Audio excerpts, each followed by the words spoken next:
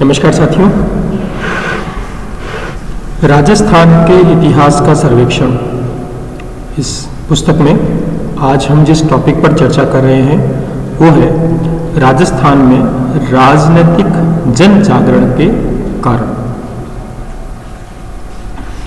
ये क्वेश्चन काफ़ी important question है और जो भाषा है इस प्रश्न की वो दो तरह से बन सकती है। राजस्थान में राजनीतिक जागृति के कारणों का वर्णन कीजिए और कारणों का उदय के कारण बताइए। तो भाषा कैसी भी हो, हमें आंसर क्या देना है। देखिए,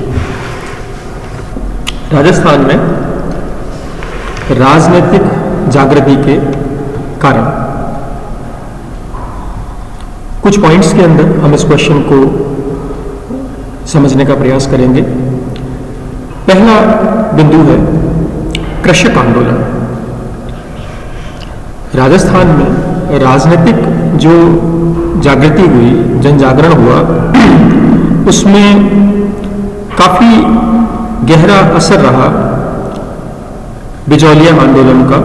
कृषक आंदोलन में जो सर्व प्रमुख आंदोलन है बिजौलिया आंदोलन, बिजौलिया किसान आंदोलन, वो काफी महत्वपूर्ण माना जाता है। बिजौलिया किसान आंदोलन में हमने ये देखा कि जो सामंत लोग थे वो अपनी जागीर में जनता के साथ निरंकुश व्यवहार करते थे और किसानों को ना तो वहाँ वंशानुगत अधिकार प्राप्त था, ना ही स्थायी अधिकार के बारे में वो सोच सकते थे। और निरंकुशता इतनी कि किसी को भी किसी भी जमीन से कभी भी बेदखल किया जा सकता था। और जो भूमि बंदोबस्त समय समय पर होते थे तो खालसा क्षेत्र के जो किसान थे, यानी कि जो राजकीय भूमि के किसान थे, उनको और ज़्यादा भूमि पर और ज़्यादा भूमि कर टैक्स देना पड़ता था। अनेक प्रकार की लाग और बाग देनी पड़ती थी। ये लाग बाग कर वगैरह हम किसान आंदोलनों में बहुत ही डिटेल में पढ़ेंगे। इस लाग बाग की वजह से या बाकी टैक्सेस की वजह से या बाकी जो शोषण की नीति थी, इस वजह से असंतोष बढ़ता गया और इन असंतोषों की वजह से कृषक आंदोलन का जन्म हुआ। इसी कृषक आंदोलन का एक महत्वपूर्ण प्रभाव था राजनीतिक जनजागृति। 1938 में जब बिजौलिया के किसानों ने मेवाड़ प्रजामंडल से अपना नाता नहीं रखा, अलवर का जो मेव जो आंदोलन था वो भी एक सांप्रदायिक आंदोलन था। जोधपुर में की जो किसान सभा थी उसने भी वहाँ की राजनीति में लोक परिषद में समर्थन नहीं दिया। लेकिन बीकानेर और सीकर के जो कृषक आंदोलन थे उन्होंने प्रजा परिषद और प्रजामंडल का समर्थन लिया और कृषक आंदोलन धीरे धीरे राजनीतिक जागृति के सहायक कारण बनने लगे। और इन कृषक आंदोलनों ने जो तत्कालीन सामंती व्यवस्था के दोष थे उनको उजागर किया और जनता में जन चेतना का, जागृति का कार्य किया। यहाँ अब मध्यम वर्ग की क्या भूमिका रही उसे हम देखते हैं। मध्यम वर्ग और प्रजामंडलों के जो विकास हुए, राजस्थान के अंदर जो प्रजामंडलों का विकास हुआ उसमें भी मध्यम वर्ग के लोगों की महत्वपूर्ण भूमिका थी।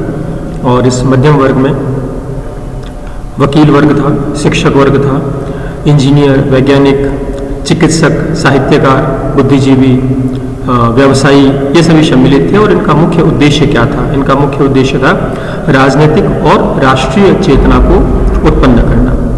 और इसी मध्यम वर्ग ने ही राजस्थान में जन असंतोष का नेतृत्व भी किया।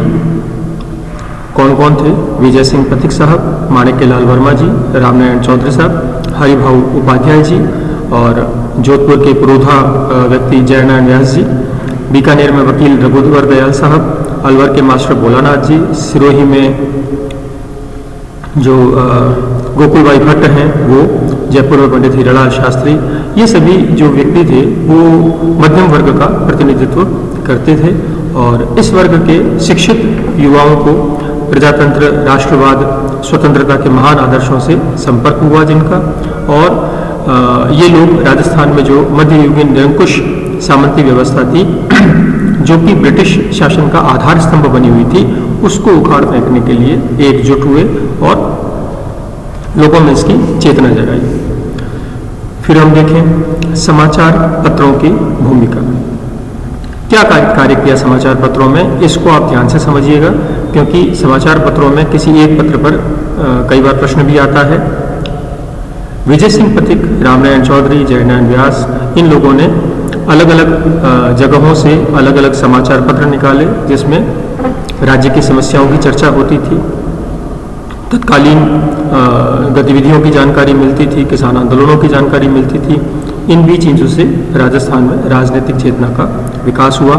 ध्यान से समझिएगा, 1920 में विजय सिंह पथिक ने राजस्थान केसरी का प्रकाशन अजमेर से किया। ये प्रश्न कई बार आता है, कहाँ से किया और किसने किया, कब किया। 1920 में विजय सिंह पथिक साहब ने राजस्थान केसरी का संपादन कहाँ से किया, अजमेर से किया। 1922 में राजस्थान सेवा संघ ने नवीन राजस्थान नामक पत्र प्रकाशित किया। 1922 में राजस्थान सेवा संघ ने नवीन राजस्थान नामक पत्र प्रकाशित किया, जिसने बिजौलिया और बेगू किसान आंदोलन और भोमट के भील आंदोलन का समर्थन किया। लोगों को इससे जानकारी प्राप्त हुई। 1923 में तरुण राजस्थान पत्र का प्रकाशन हुआ, जिसने अलवर के निमोचना कांड का और बाकी कृषक आंदोलनों का भी विवरण दिया। तो इस प्रकार से इन समाचार पत्रों ने राजस्थान के राजनीतिक जागरण को फैलाने में काफ़ी महत्वपूर्ण भूमिका निभाई। 3 पत्रों के बारे में हमने बात की है। 1925 में विजय सिंह पथिक द्वारा प्रकाशित राजस्थान केसरी, जिसका संपादन अजमेर से हुआ। 1922 में राजस्थान सेवा संघ ने नवीन राजस्थान पत्र निकाला, जिसमें बिजौलिया और बेगू किसान आंदोलन के बारे में जानकारी थी। और 1923 में तरुण राजस्थान ने निमोचना, अलवर के निमोचना हत्याकांड को, किसान आंदोलन को और बाकी कृषक आंदोलनों को उभारा, लोगों से इंट्रोड्यूस करवाया। फिर आर्य समाज के जो आंदोलन है, उन्होंने भी काफ़ी महत्वपूर्ण भूमिका निभाई। और आर्य समाज आंदोलन वास्तव में धर्म सुधार आंदोलन था, लेकिन इस धर्म सुधार आंदोलन ने भी राजनीतिक चेतना को जागृत करने में काफ़ी महत्वपूर्ण भूमिका निभाई। और आमतौर पर जो देशी शासक थे, जो ब्रिटिश शिक्षा के प्रभाव में थे, उन्होंने आर्य समाज के प्रति अरुचि जाहिर की। और जयपुर, अलवर, धौलपुर, बीकानेर शासकों ने इसके विरुद्ध कार्रवाई भी की, नीति भी अपनाई। लेकिन स्वामी दयानंद इन शासकों, सामंतों, प्रतिष्ठित नागरिकों के साथ लगातार बातचीत करते रहते, और बातचीत में वो जिन बातों पर जोर देते, बल देते, वो थी स्वधर्म, स्वराज्य, स्वदेशी और स्वभाषा। ये जो स्वदेशी है, ये गांधी जी के कॉइन किया हुआ वर्ड नहीं है, लोकमान्य बाल गंगाधर के कॉइन किया हुआ वर्ड नहीं है, ये स्वामी दयानंद सरस्वती का कॉइन किया हुआ वर्ड है, स्वदेशी। तो 4 बातों पर वो बल देते थे। कौन कौन सी? स्वदेशी, स्वभाषा, स्वधर्म और स्वराज्य। और इन सब बातों से लोगों में भी राजनीतिक चेतना का विकास हुआ। और स्वामी जी का जो केंद्र था वो था अजमेर।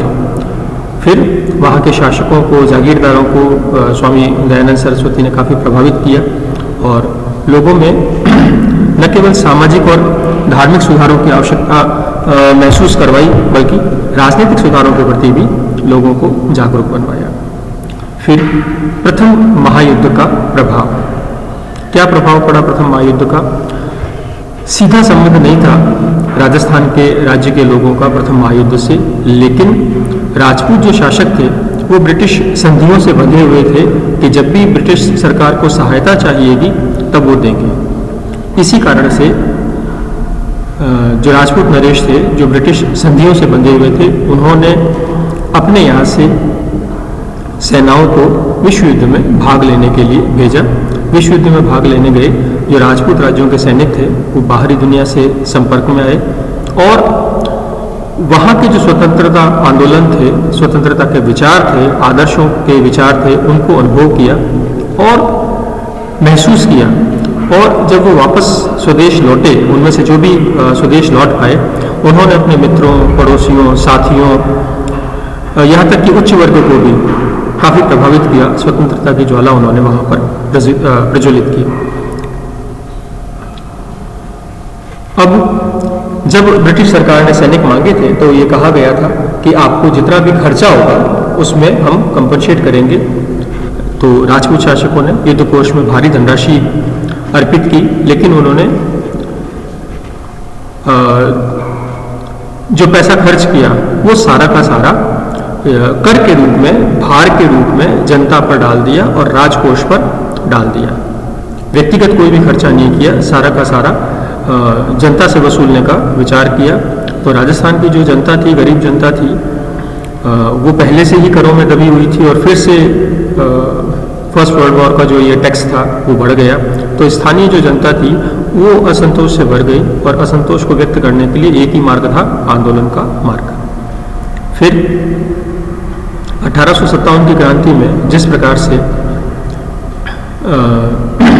राजस्थान की जनता क्रांति में सम्मिलित हुई और कुछ जो राजपूत शासक थे वो क्रांति का समर्थन कर रहे थे, तो ये भी एक बहुत ही अच्छा विचार था। हालांकि कई जो राजपूत नरेश थे उन्होंने अंग्रेजों का साथ दिया था, लेकिन महाराणा जो फतेह सिंह थे, उदयपुर के जो शासक थे, वो राष्ट्रीय विचारों से भरे हुए थे और अलवर और भरतपुर के शासक भी जो थे उन्होंने अपना गौरवपूर्ण अतीत याद किया और समर्थन दिया क्रांतिकारियों को। तो अंग्रेजों ने इन स्वतंत्र शासकों को दमन करने का पूरा प्रयास किया, दमन किया उनका, जिससे जनता के सामने ब्रिटिश जो चेहरा था वो स्पष्ट रूप से सामने आ गया और जनता ने अंग्रेजों का विरोध करने के लिए संगठित होना प्रारंभ कर दिया। फिर हम देखते हैं पड़ोसी प्रांतों का क्या प्रभाव पड़ता है राजस्थान के राजनीतिक जागरण पर। अब जो देशी रियासतें थी बाकी जगहों की, वहाँ की जनता में भी राजनीतिक चेतना बढ़ने लगी और ऐसे जो लोग थे, वहाँ के जो नेता थे, उन्होंने सरकारों को प्रतिवेदन देना शुरू किया, सार्वजनिक सभाएं करना शुरू किया, राष्ट्रीय लेख लिखना शुरू किया, जिसमें प्रशासन की कमियां और या प्रशासन के कार्यों का, गलत कार्यों का विरोध किया जाता। तो ये विरोध धीरे धीरे कई सारे प्रांतों में, कई सारी जो रियासतें थी, देशी रियासतें, उनमें फैलने लगा और जैसे जैसे प्रांतों में असंतोष बढ़ता गया उसका प्रभाव रियासतों की जनता पर भी पड़ने लगा और राजपूत रियासतों पर भी इसका पॉजिटिव इफेक्ट पड़ा। फिर हम देखते हैं क्रांतिकारी गतिविधियों का प्रभाव। ये 3 व्यक्तियों के यहाँ नाम लिखे हुए हैं, इन पर प्रश्न बहुत संभावना है कि आए ही आए। कौन कौन है? अर्जुन लाल सेठी, केसरी सिंह बाराट, राव गोपाल सिंह और भी कई। केसरी सिंह बाराट के परिवार के बाकी सदस्यों पर भी, प्रताप सिंह, जोरावर सिंह, इन पर भी प्रश्न बनते हैं। मुख्य प्रश्न अर्जुन लाल सेठी और केसरी सिंह बाराट पर भी आते हैं। केसरी सिंह बाराट का जो एक्टिव टाइम था वो 1880 से लेकर 1941 तक का टाइम था। इलाहाबाद में बीए की और चौमू ठाकुर के पास में एक पर्सनल सेक्रेटरी, निजी सचिव के रूप में काम किया। अब एक महत्वपूर्ण पॉइंट आने वाला है। 1908 में जयपुर में एक जैन संस्था की स्थापना की, नाम रखा वर्धमान विद्यालय और एक छात्रावास खोला। नाम था वर्धमान विद्यालय 1908 में जयपुर में, लेकिन वास्तव में ये क्रांतिकारियों की गतिविधियों का केंद्र था। क्रांतिकारियों की गतिविधियों का ये केंद्र था और उन्होंने भारत भ्रमण पूरा किया और अंग्रेजों के जो आर्थिक शोषण के विरुद्ध प्रचार किया, छात्रों को अंग्रेजों के विरुद्ध चीज़ों को बताया, समझाया उनको। 1913 में उनके अनुयायियों ने बिहार में निमाज नामक स्थान पर एक जैन उपासरे को लूटा और वहाँ के महंत और नौकर की हत्या कर दी। इस वजह से जयपुर के शासक ने उन्हें 5 सालों की कारावास की सजा दी। लंबे समय तक अर्जुन लाल सेठी जो थे वो राजस्थान के राजनीतिक जागरण में कार्य करते रहे। फिर केसरी सिंह बाराट पर भी क्रांतिकारियों का गहरा प्रभाव था और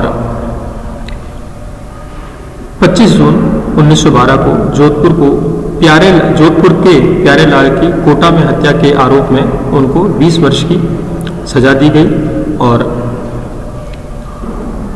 राजपूतों में सुधार के लिए उन्होंने 1910 में वीर भारत सभा की स्थापना की थी। राव गोपाल सिंह अजमेर मेरवाड़ा में खरवा ठिकाने में राव जो गोपाल सिंह थे वो वहाँ के इंचार्ज थे और इन्होंने भी क्रांतिकारी आंदोलन में बहुत ही महत्वपूर्ण भूमिका निभाई। क्रांतिकारियों को अस्त्र शस्त्र देने की व्यवस्था की और उनका नाम दिल्ली जो षड्यंत्र केस था उसमें भी सामने आया था और नज़ीराबाद जो सेना में अंग्रेजी विरोधी भावनाएं फैलाने का भी उन पर आरोप लगा।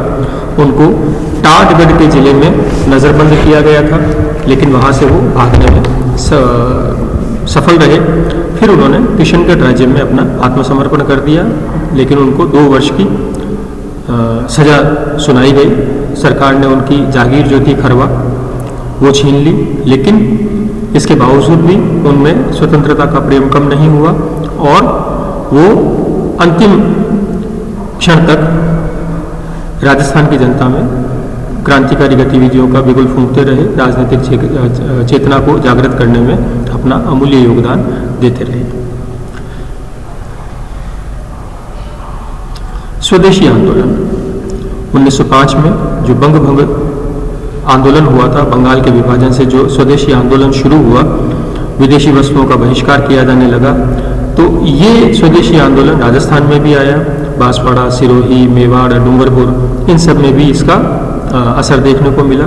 सिरोही में सभ्य समाज संस्था की स्थापना हुई, जिसमें विदेशी कपड़ों का बहिष्कार, नागरिकों को मद्यपान छोड़ने के लिए कहा गया, राजनीतिक अधिकारों की प्राप्ति के लिए संघर्ष करने का आह्वान किया गया।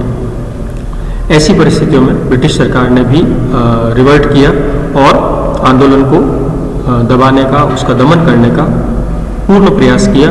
सभी शासकों को चेताया गया, सतर्क किया गया और शासकों ने यह घोषणा की कि क्रांतिकारियों के संगठन में जो शामिल होगा, उनका जो साहित्य पढ़ेगा, उसको दंडित किया जाएगा और ये एक प्रकार से दंडनीय अपराध घोषित किया गया। और सरकार की जो कठोर दमन नीति थी, इसका प्रभाव पड़ा स्वदेशी आंदोलन पर राजस्थान में और ये धीरे धीरे समाप्त हो गया। लेकिन इसने भी एक तरह से राजनीतिक चेतना की लहर उठाने का पूरा प्रयास किया। फिर क्रांतिकारी साहित्य का योगदान। क्रांतिकारी साहित्य की रचना तो काफ़ी पहले ही शुरू हो गई थी। बांकी दास, सूर्यमल मिश्रण, इनकी रचनाएं कैसी थी? देश प्रेम से भरी हुई, देशभक्ति से भरी हुई। केसरी सिंह बारट ने भी अपनी रचनाओं से काफ़ी प्रभावित किया। उनकी जो एक कविता थी, चेतावनी चुंगटिया, ये एक बड़ी महत्वपूर्ण कविता थी, समय पर रची गई कविता थी और इस कविता को पढ़कर मेवाड़ के महाराणा फतेह सिंह 1903 में जो दिल्ली दरबार आयोजित हो रहा था, वहाँ नहीं गए, बहिष्कार किया और ये महत्वपूर्ण घटना थी।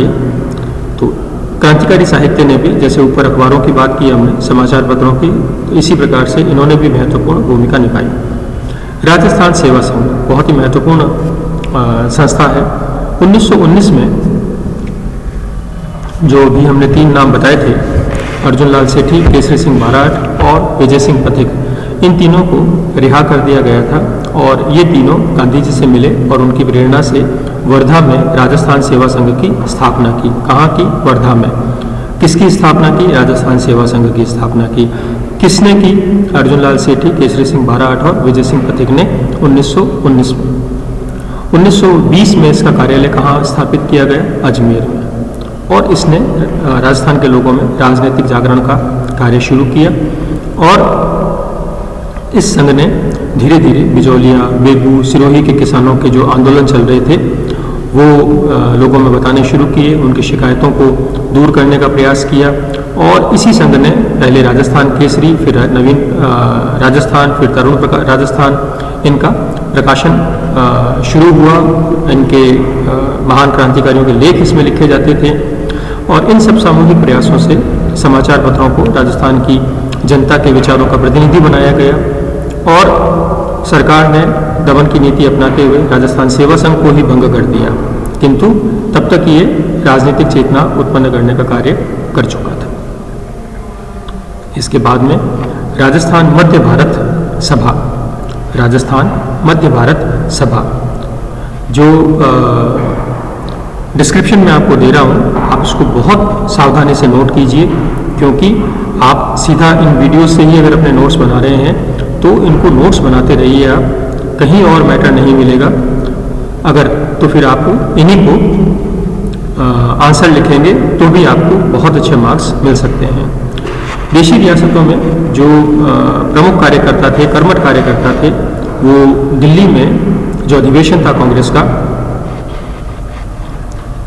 वहाँ गए और उन्होंने एक नई संस्था को जन्म दिया, राजस्थान मध्य भारत सभा। राजस्थान मध्य भारत सभा 29 दिसंबर 1919 को दिल्ली के चांदनी चौक में मारवाड़ी पुस्तकालय भवन में जमनालाल बजाज की अध्यक्षता में इसका पहला अधिवेशन हुआ। मैं फिर से रिपीट कर दूं, राजस्थान मध्य भारत सभा का पहला अधिवेशन 29 दिसंबर 1919 को दिल्ली के चांदनी चौक के मारवाड़ी पुस्तकालय भवन में जमनालाल बजाज की अध्यक्षता में हुआ। क्या उद्देश्य था इसका? रियासतों की जनता को कांग्रेस की गतिविधियों से अवगत करवाना और राजनीतिक चेतना का विकास करना। फिर 1927 में अखिल भारतीय देशी राज्य लोक परिषद की स्थापना हुई। यह प्रश्न कई बार पूछा जाता है कि अखिल भारतीय देशी राज्य लोक परिषद की स्थापना कब हुई? 1927 में। क्या उद्देश्य था कि राज्यों में अंग्रेजी प्रांतों के समान ही राजनीतिक जो संस्थाएं थी उनको लाभ दिया जाए। प्रत्येक देशी राज्य में इसकी स्थापना की जाए। किसकी? अखिल भारतीय देशी राज्य लोक परिषद की। और शाखा कांग्रेस की तरह अपना वार्षिक अधिवेशन की करे, कांग्रेस का समर्थन मिले और कांग्रेस के समर्थन से और इस देशी परिषद की प्रयासों से निश्चित रूप से राजस्थान के राज्यों में जो आंदोलन हुए वो और ज़्यादा सक्रिय हो पाए और ढंग से वो काम कर पाए। फिर राजस्थान में देशी राज्य लोक परिषद, ये नाम ध्यान रखिएगा, कंफ्यूज होंगे आप तो बार बार इसको लिखते रहिए। अजमेर बहुत ही राजनीतिक आंदोलन का महत्वपूर्ण नगर था, आंदोलन का क्षेत्र था और जो यहाँ का जो वातावरण था वो बाकी जो ब्रिटिश प्रांत थे वैसा ही था और विचार विमर्श की, सम्मेलन करने के आयोजन की यहाँ ज़्यादा सुविधा थी। 1927 में राजस्थान के जो नेता थे और देशी राज्य लोक परिषद का जो सम्मेलन हुआ उसके लिए काफ़ी उत्साहित थे। 1931 में रामनारायण चौधरी को अजमेर में प्रथम प्रांतीय परिषद का अधिवेशन करने में सफलता मिली। जोधपुर के जयनारायण व्यास भी इस सम्मेलन में इस प्रकार से एक सम्मेलन आयोजित किया। फिर 1937 में अखिल भारतीय देशी राज्य लोक परिषद ने अपना संविधान बनाया और फिर से वो चाह रहे थे कि एक गठन किया जाए, संगठन बनाया जाए। इसके बाद विभिन्न जो कार्यकर्ता थे उन्होंने अपने अपने राज्यों में आंदोलन चलाने का प्रयास किया और राजस्थान राज्य में जो अखिल भारतीय देशी राज्य लोक परिषद की स्थानीय इकाइयाँ जो बाद में प्रजामंडल के नाम से जानी जाने लगी, ये कार्य करती रही और बाद में प्रजामंडलों की स्थापना हुई। प्रजामंडल पर हम एक अलग पूरा टॉपिक लेंगे। 1931 में सबसे पहले जयपुर राज्य प्रजामंडल की स्थापना हुई। 1931 में सबसे पहले जयपुर राज्य प्रजामंडल की स्थापना हुई और इस संस्था ने अपनी गतिविधियों को शुरू में तो केवल जनता की सामाजिक और आर्थिक समस्याओं तक ही सीमित रखा। फिर राजनीतिक कार्यों को सबसे पहले हाथ में किसने लिया? मारवाड़ प्रजामंडल।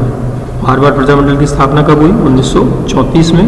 फिर मेवाड़ प्रजामंडल 1938 में, 1939 में भरतपुर, 40 में जैसलमेर और 44 में बूंदी राज्य प्रजामंडल की स्थापना हुई। इन राज्यों के अलावा इन राज्यों के बाहर भी राज्यों से बाहर भी इनकी शाखाएं स्थापित हुई। जैसे 1933 में सिरोही लोक परिषद की स्थापना हुई थी बम्बई में। बीकानेर लोक परिषद की 1936 में स्थापना हुई थी कलकत्ता में और जैसलमेर प्रजामंडल की स्थापना हुई थी जोधपुर में 1945 में। और प्रजामंडलों की स्थापना के बाद में अखिल भारतीय जो देशी राज्य लोक परिषद थी राजस्थान की जनता में जागृति जगाने का और राजनीतिक चेतना उत्पन्न करने का बहुत ही महत्वपूर्ण कार्य किया। इस प्रकार हमने देखा, ये पहला पॉइंट हमने किया। इसका टॉपिक क्या था हमारा? राजस्थान में राजनीतिक जन जागरण का कारण। हमने कौन कौन से टॉपिक किए? किसान आंदोलनों ने जागृति का कार्य किया, मध्यम वर्ग की महत्वपूर्ण भूमिका रही, समाचार पत्र राजस्थान केसरी, नवीन राजस्थान, तरुण राजस्थान महत्वपूर्ण भूमिका रही, आर्य समाज आंदोलन में जो स्वामी दयानंद सरस्वती ने शासकों से स्वधर्म, स्वशासन, स्वराज्य, स्वदेशी इनका मंत्र फूंका। प्रथम महायुद्ध का क्या प्रभाव पड़ा कि जो टैक्स के रूप में जनता पर और भार डाल दिया गया, राजाओं ने व्यक्तिगत खर्चा नहीं किया, जनता से पैसा वसूल किया। राजस्थान का जो गौरवपूर्ण अतीत था वो नरेशों को याद आया तो उन्होंने भी जनता का सहयोग करना शुरू किया। पड़ोसी प्रांतों में जो राजनीतिक लहर का जन्म हुआ उसका प्रभाव भी राजस्थान के राज्यों पर, रियासतों पर पड़ना शुरू हुआ। क्रांतिकारी गतिविधियों में हमने अर्जुन लाल सेठी को देखा था जिन्होंने वर्धमान विद्यालय की स्थापना की, जो कि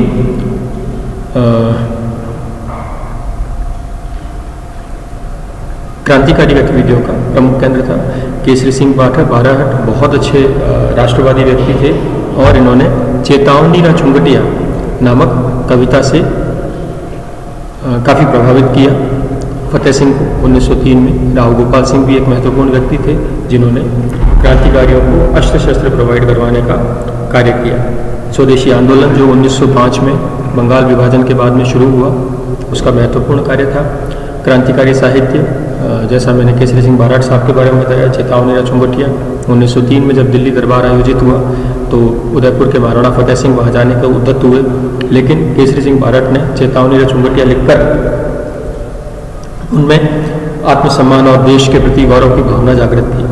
राजस्थान सेवा संघ, विजय सिंह पथिक और केसरी सिंह बारहट और अर्जुन लाल सेठी गांधी जी के प्रभाव में आकर वर्धा में इसकी स्थापना करते हैं राजस्थान सेवा संघ। उसके बाद में जमनालाल बजाज साहब राजस्थान मध्य भारत सभा की स्थापना करते हैं। जमनालाल बजाज साहब 1919 में चांदनी चौक में मारवाड़ पुस्तकालय में इसकी वो होती है पहली सभा। फिर अखिल भारतीय देशी राज्य लोक परिषद की स्थापना होती है 1927 में, फिर देशी राज्य लोक परिषद और फिर प्रजामंडल।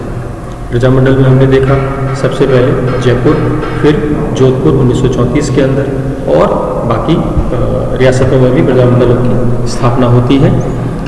जिस तरह से मैंने एक ही सांस में इन स्लाइड्स को रिवाइज किया है उस तरह से आप भी इतनी प्रैक्टिस कीजिए, इनको नोट करिए, बार बार इनको लिखिए। जितनी बार लिखेंगे, जितनी बार इनको बोलेंगे उतनी बार आपको ये लर्न